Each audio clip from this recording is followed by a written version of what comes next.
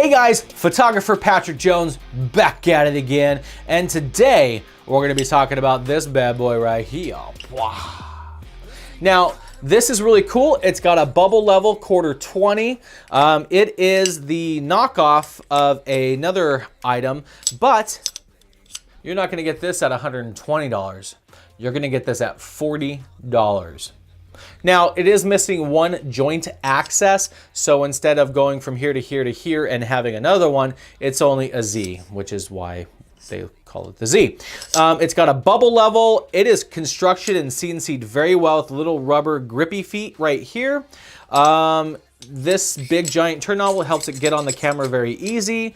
I mean, it's pretty solid construction. The only thing I do recommend is taking a very gently a cloth, wrapping it around the quarter 20, loosening it with some pair of pliers, putting Loctite on the back end of threads when it goes into this, just in case. You never know, because it's a full threaded piece, not MIG welded or machined into it. So I definitely recommend that. It is very tight to move, which is a good thing. I'm not sure in terms of the originator of this and how theirs work. I've only had my hands on this one, but it works pretty freaking awesome. I've used many lenses on it. I've used the Carl Zeiss 24-70, the Carl Zeiss 16-35, f2.8.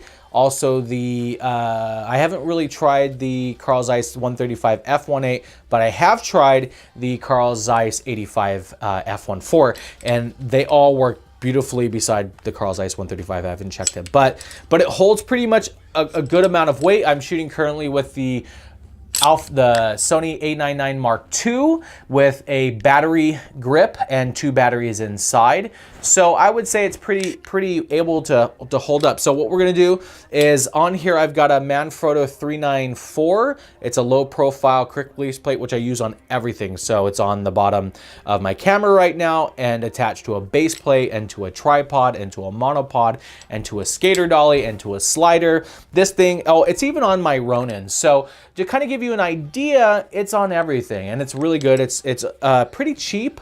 It's actually more expensive than this guy, but it's invaluable when you're trying to take off stuff and use quarters, or you're trying to use Allen wrenches.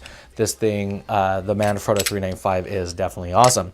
So let's go ahead and take a look at this does, and we'll get to it. Now let's look at the Manfrotto 502AH, and you see I've got the quick release plate on here. It's pretty simple. Quick release plate, put it in, bah!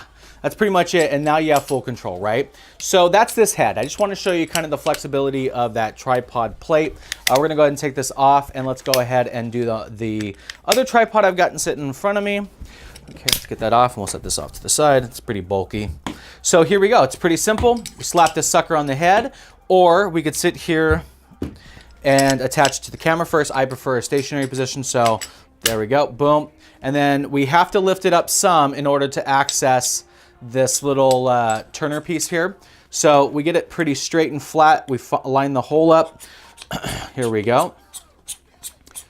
And I like to keep mine weighted back a little just for weight distribution, but you can't go too far back because then it gets kind of edgy on here. So there it is. I'm gonna make sure it's super tight here, because, well, it's our camera after all, right? We gotta make sure, there we go. And then that's pretty much it. We can sit here and see it holds in a lot of positions. It doesn't really move, so that's actually a really great thing. We can go 90 degrees. I would say it's totally worth it for 50 or 40 bucks. Sorry about that. It's amazing. So go ahead, and if you like this, go ahead and pick it up.